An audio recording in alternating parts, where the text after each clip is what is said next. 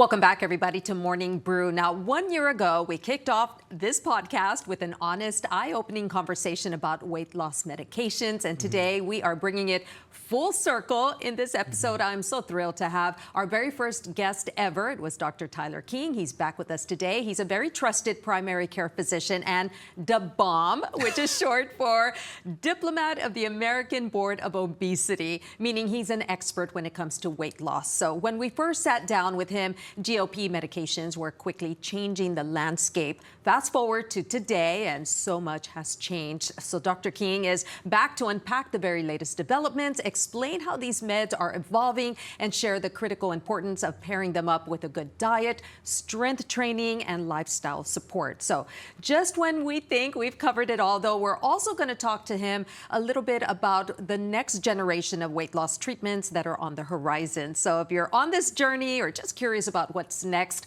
or just want the facts straight from a medical pro, this episode is definitely for you. So grab your coffee and let's dive right into it. And welcome, Dr. King. Oh my gosh, it's been a year since you've been on the podcast, and so much has changed about this. But before we dive into that, I want to talk a little bit about what's changed with you. You've had, you know, some career changes or some an extra certification. Let's talk about that. Yeah, so basically the American Board of Obesity Medicine offers a certification through fellowship pathway or through CME, continuing medical education. So I opted to do the CME pathway, and I did about 60 extra hours of CME credits. I went to the Obesity Medicine Conference.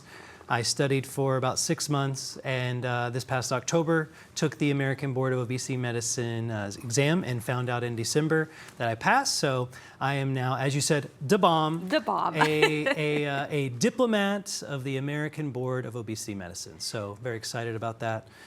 Not something that I had to do or required to do. I mean, a lot of these medications are available to be prescribed by any physician or provider who's comfortable, but you need to have someone who is very comfortable with the pathophysiology of obesity, understanding that obesity is a disease and it's a complex disease that's multifactorial, and understanding that there's a lot of things you need to be doing to control any side effects with the medications, contraindications to the medications, and to things for maintaining your weight loss as you go.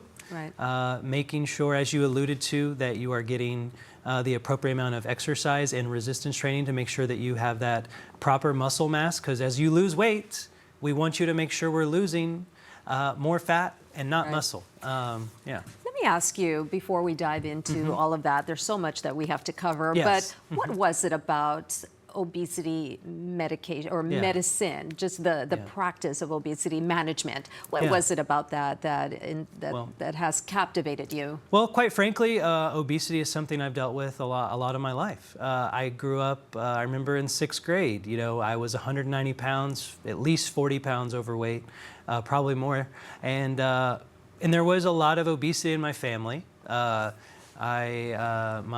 father made a joke that, you know, Tyler, you're just always going to be big. You're a king. You're going to be fat, basically, is what he said. So it ran in your family. Obesity, diabetes, a lot of that in my family. And I didn't like my dad saying that. And maybe he was doing some reverse psychology. He likes to say that now. But, you know, I took it personally and went an entire year without... I took away all fast food from my diet as a 6th grader, and this is with a family where we ate a lot of fast food, to be honest. And I took away all sodas, and I had a little growth spurt. So all that helped, and I lost about 40 pounds over a year in 6th grade to 7th grade, and so. Obviously, diet is a key part of it, and I don't want to use my story as a way to say it's that simple for everybody else, because first of all, I was 6th grade. It's easier to lose weight when your metabolism is running like that.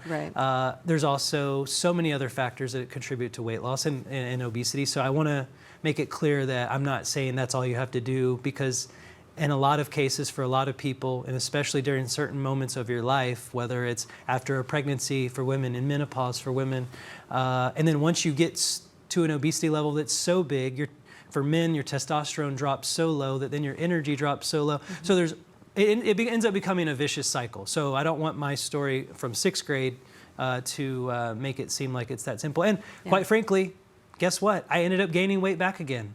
And I got up to 225, 230 pounds. Then, did some elliptical and lifestyle changes, went back down to 190. But guess what? Every time you gain and lose and regain, it gets harder and harder and harder to break the cycle and lose it the second, third, and fourth time. Because whenever you're at your new set point of weight and then you make these extreme lifestyle changes and you do lose the weight, because some people will tell me, I can lose the weight, I've done it before.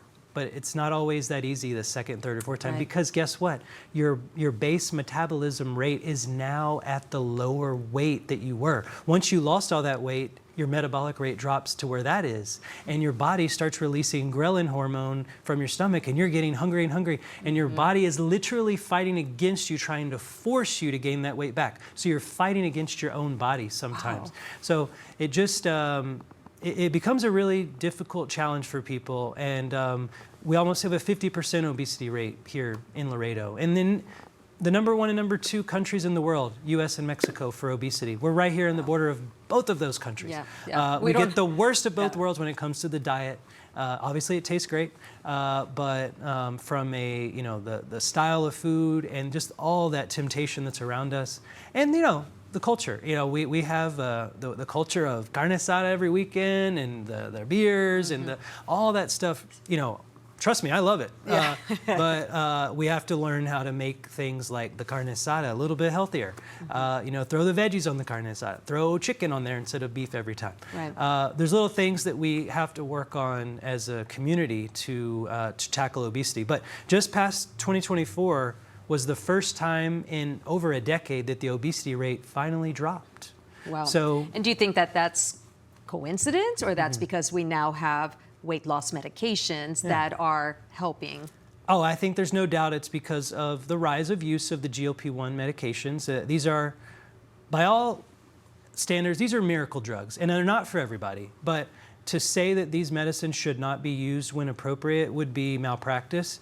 And honestly, I like what a national comedian said when she went on one of these national shows, and she doesn't use GLP-1s, but she was just laughing so hard because basically now and first of all, this is not about getting skinny and thin, but she was laughing because it's basically the people who've never had to deal with obesity are upset that the people who have dealt with obesity their whole lives finally have an answer for them and how to tackle that disease. So it's almost like, because we all know the people who can eat whatever they want and they stay thin, okay? And life's not fair. That's what the genetic. They got the genetic lottery. Right. But for people who aren't so lucky, who really do try to diet and still can't lose weight for a variety of reasons, obesity is a complex disease and a chronic one. A chronic disease that.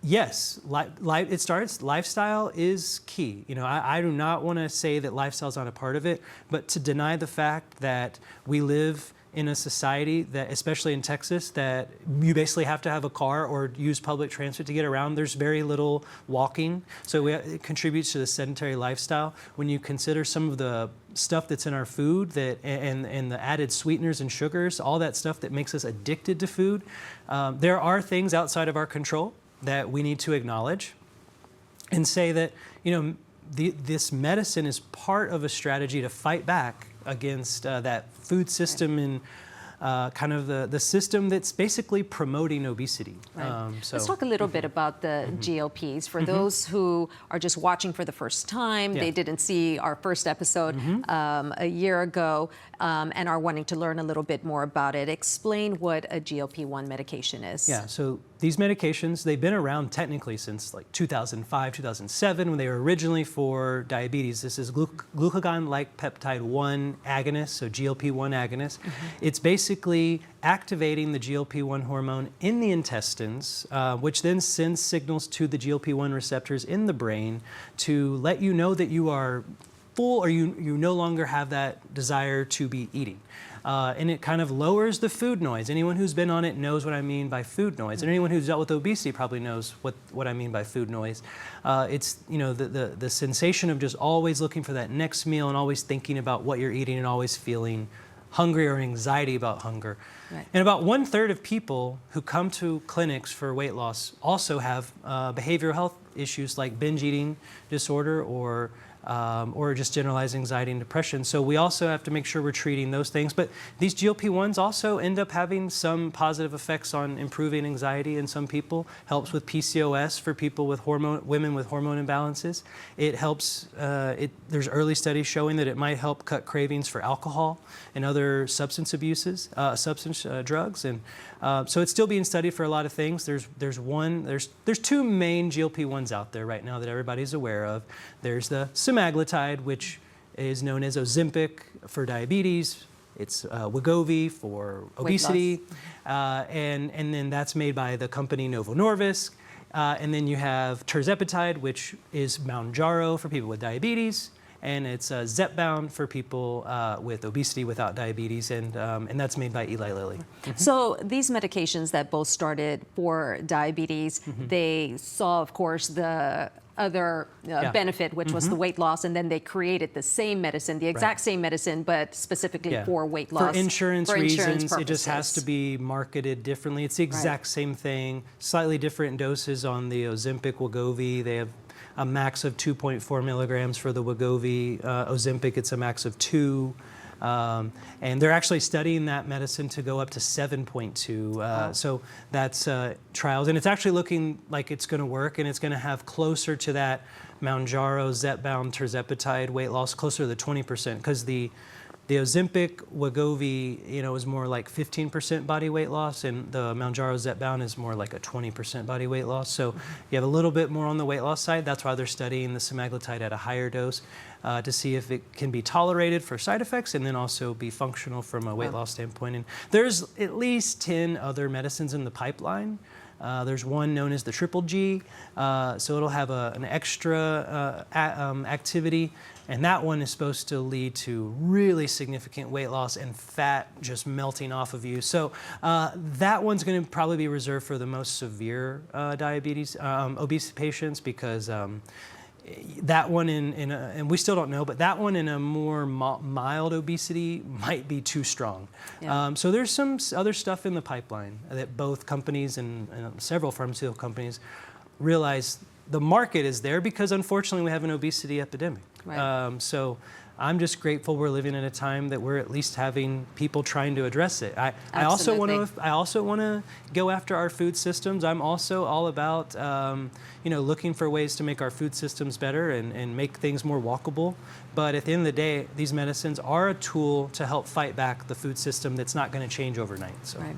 Well, we're going to take a quick break, Dr. King, but when we come back, I really want to kind of talk a little bit about what's happened in the last year when it comes to coverage of these medications. The insurance companies kind of said, whoa, what's happening here? Tighten the belt, and that has led to some folks feeling a little, what are we going to do now? But we're going to take a quick break. We've got to hear from our sponsors, of course, IBC. Thank you so much for sponsoring Morning Brew. We'll be right back with Dr. King talking about weight loss medication. Stay with us.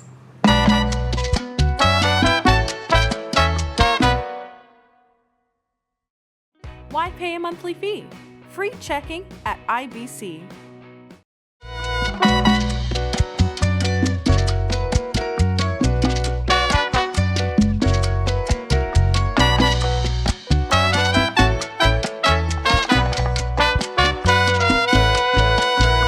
Welcome back, everybody, to this episode of Morning Brew. We are here with Dr. Tyler King. He is a weight loss expert, but he's also a primary care physician. But he has taken such a great interest in weight loss medications, even has a separate certification in that we just talked about. He is DABOMB, which is the Diplomat of the American Board of Obesity Medicine. Thank you very much. We'll just stick to DABOMB. But we're talking to him about what the changes have been over the last year or so since he was first on our podcast. With these weight loss medications, there has been a lot of changes over this last year, so we're continuing our conversation with him. Dr. King, I want to start a little bit about what happened with insurance companies, because back in 2020, 2021, even before that, insurance companies were covering it. It was all, just fine. And then all of a sudden, everybody just started getting cut off. Why Right. was that? Yeah, so 2023 was the year things started to shift because basically if we prescribe medications off-label all the time, medications that may not have the FDA indication yet, but we know they work, with enough practice you see, okay, that medicine works. So there were physicians in the community prescribing Ozempic, for example, for people with just pre-diabetes and obesity, and it was a way to lose weight. And people were paying $25 a month, and that was great for them.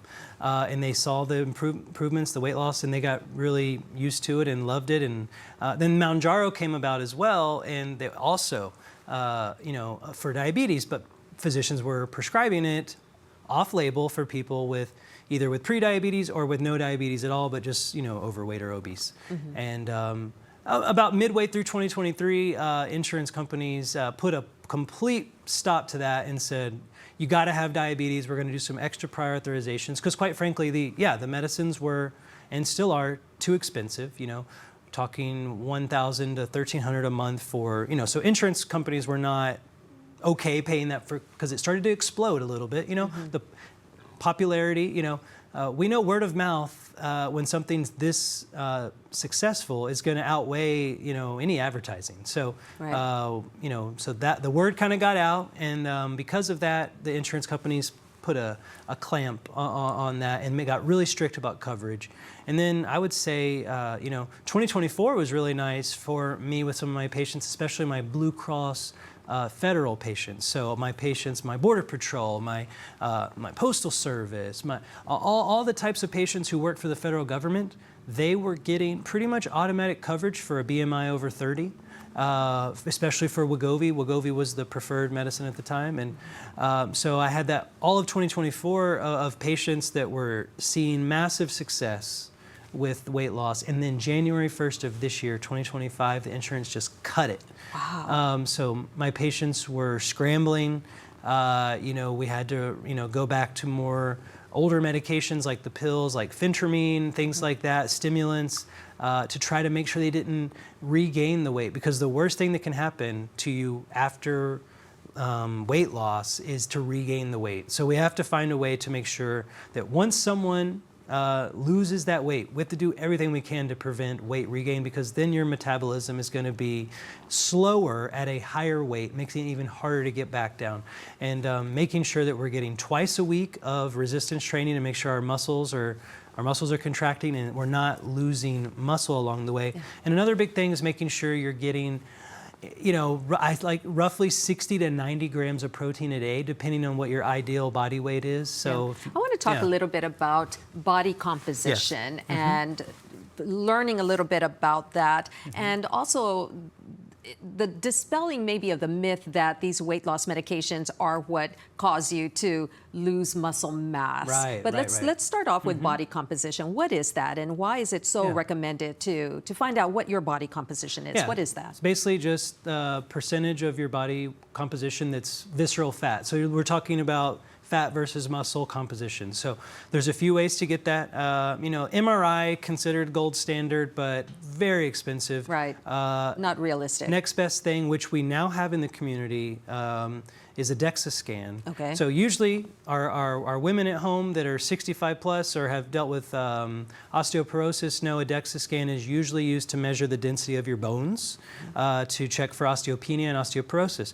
But with the right software, DEXA scans can also check visceral fat body composition. So now in the community, insurance won't cover this, but at Laredo Medical Center in the ambulatory north, there's a new women's center there, and added some new DEXA scans and mammograms, but the DEXA scans there are going to have the software needed to do body fat composition. So you can start asking your physicians for an order for a DEXA scan to get your body fat composition there. And this will help, what does this help us Well, that's going to help as you're losing weight to make sure that you're losing fat and not muscle. Okay. So it's very accurate, it's very good.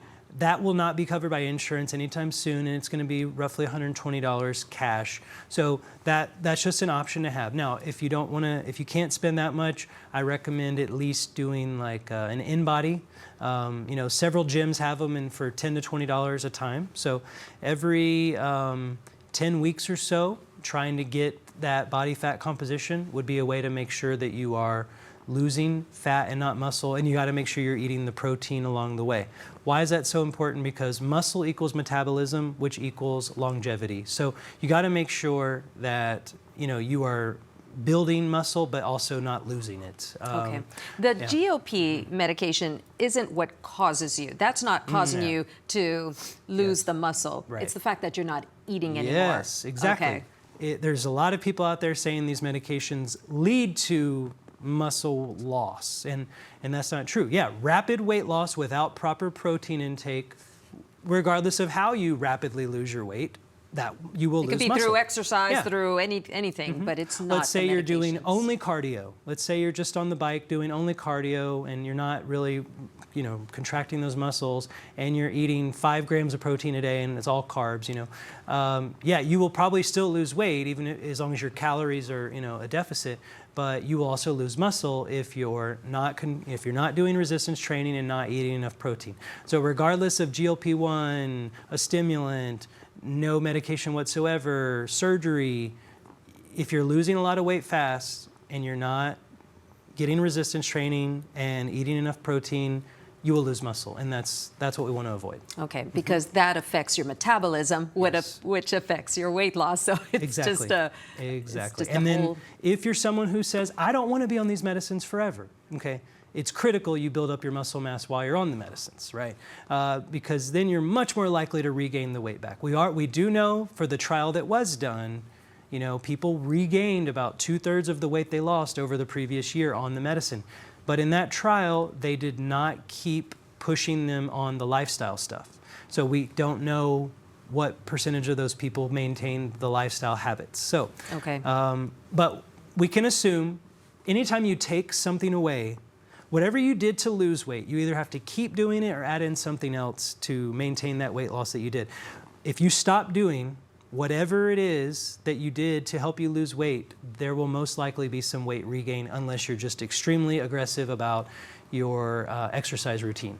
I like to tell patients that think of diet as and food intake and calorie deficits, that is the mechanism for weight loss, and the exercise is more, and muscle building is more of the mechanism for maintaining the goal weight once you're at that goal weight. Okay, so for those who are on the medication that just don't want to be on it for the rest of their life, or they can't because it's expensive, and they don't want to keep injecting themselves once a week. The key then to not gain the weight back, definitely start on an exercise regimen, strength training, and get that protein in, and that'll help keep them where they're at. Yeah, that will at least limit the damage, because there's no guarantee. If they lost 100 pounds in a year, which I've had patients do, it will be a challenge to just come off of it cold turkey. So if you're at the maximum dose and you've lost that 100 pounds and you're at your goal weight,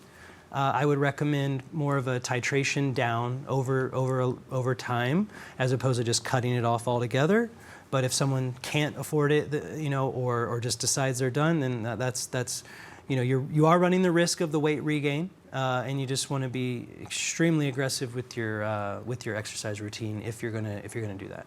Okay, let's talk a little bit about what has happened with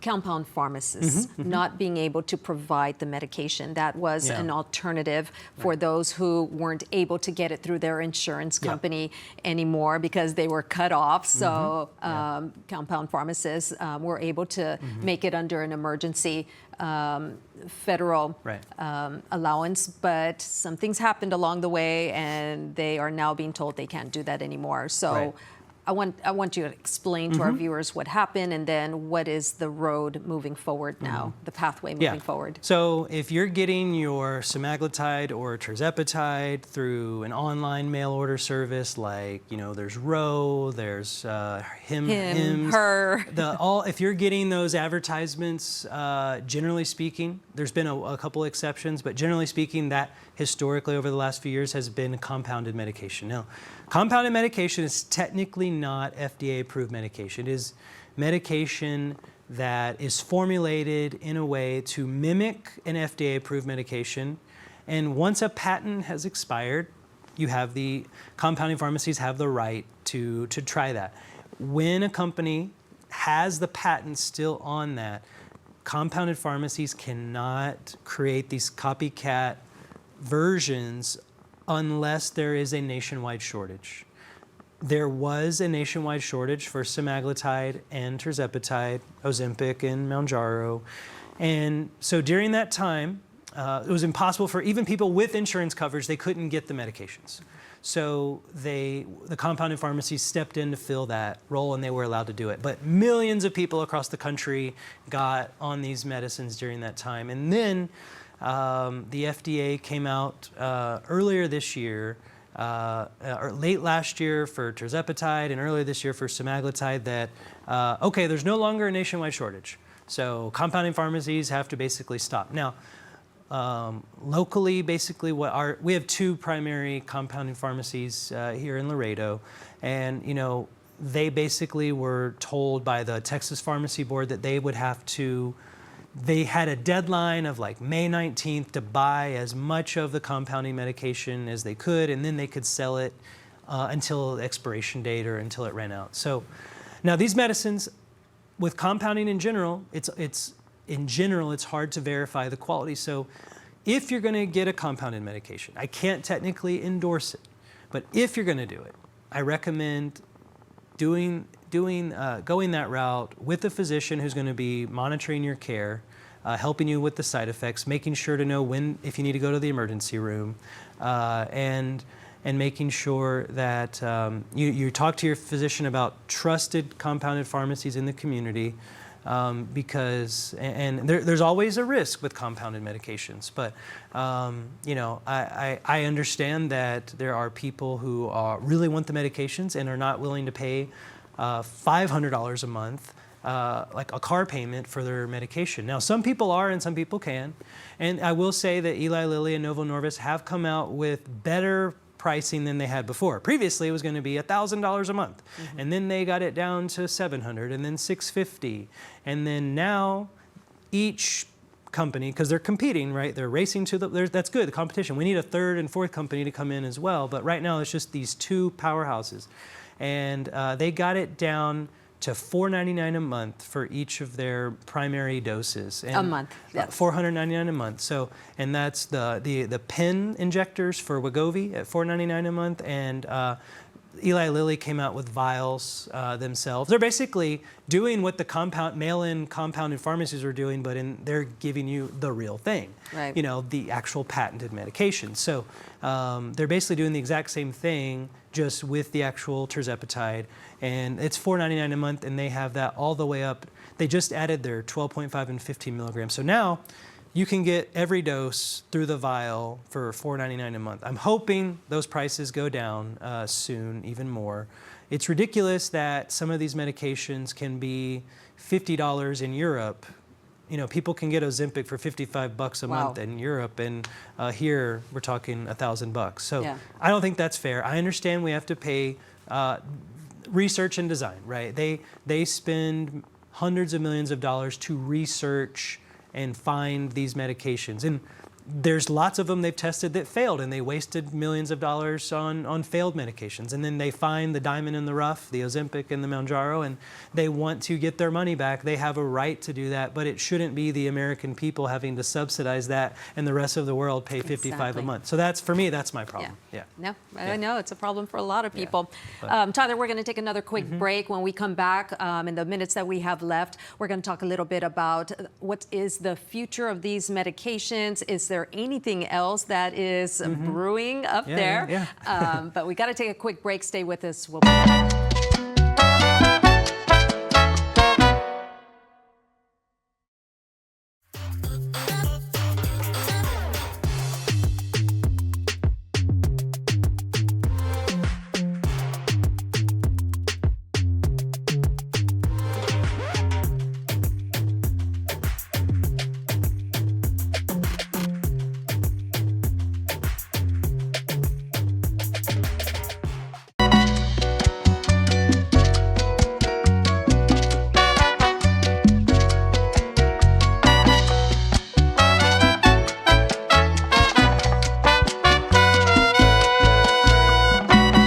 Welcome back, everybody, to this episode of Morning Brew. We are here with Dr. Tyler King. He was our very first guest on Morning Brew a year ago, and we are going full circle and talking about weight loss medications and what has changed over the last year. So, Dr. King, I want to talk a little bit about future medications. I know that, lots of people just are waiting for maybe something else that might be coming out. They just can't afford the injections. They're expensive. Even the $500, like you said, it's car payment. So I know, you're certified in this. What do you hear when you go to your conferences? Yeah, well, the exciting thing is multiple companies, not just the two big ones right now, are trying to get in the game as well.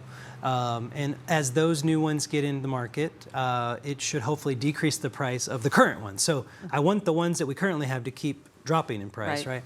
But there are some new ones, and there's actually going to be the first oral GLP-1 that really has significant weight loss now for obesity and diabetes. Now, technically, Novo Nordisk has Rybelsus, which is basically semaglutide in pill form, and it's basically like Ozempic in pill form. Okay. Weight loss, not huge on that. Not as good as the... Not as good as the Ozempic, the injection, right? Okay. So now Eli Lilly has one that's going to be coming out probably next year at a pill form of GLP-1 that has about an 8% body weight loss. So not as good as the Ozempic either, but significant enough. Because in the past, people were excited about 5 to 10% weight loss. Now we've got these 15 to 20%. So we're getting spoiled a little bit. Right. So we still need to celebrate other medicines that are getting the 8 to 10%. That's what phentermine kind of gets at as well. So, we're going to celebrate other medicines, and that one should also help with diabetes as well. So what is it about injections that just work better than the pill? Why? Yeah, subcutaneous injection that gets absorbed differently, that is able to last longer in the body. A lot of things happen in the gut when you take pills that can diminish its effects. So, all the acids in your stomach. So just finding that perfect balance. So for whatever reason, the injections so far have been much more successful. And quite frankly, people used to be very skeptical of injecting because it reminded them of their grandparents' insulin. Right. And now that more and more people have gotten on them, the stigma around injecting has definitely gone down. Like, I used to, if I mention an injection or something, I would get a lot of pushback from patients, especially men, by the way. The big men are the most scaredy cats. No, but now it's like that's really no longer much of an issue. But one of the things I'm really thankful for with these GLP-1s is how it's kind of helped with that stigma, because there are some medications that are in, for example, people with familial cholesterol syndromes. There's a medication out there that's an injection every 2 weeks. And it's basically the only medication that can get certain people with genetic histories cholesterol down. And now, it's the rare times I can use that because it's super expensive.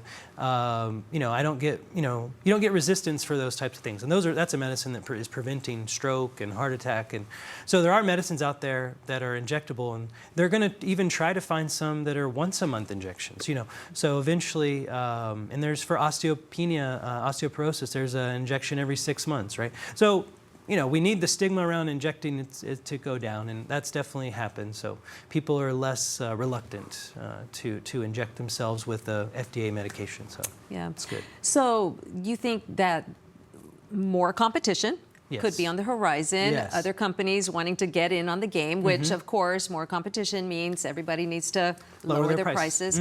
And maybe more oral medications, we might see some of those on the horizon. Yes, and I think politically, on both sides of the aisle, there are people trying to push these insurance companies to lower their prices. You're right. There's big hearings on Capitol Hill talking about that. You got Senator Bernie Sanders and President Trump agreeing on something.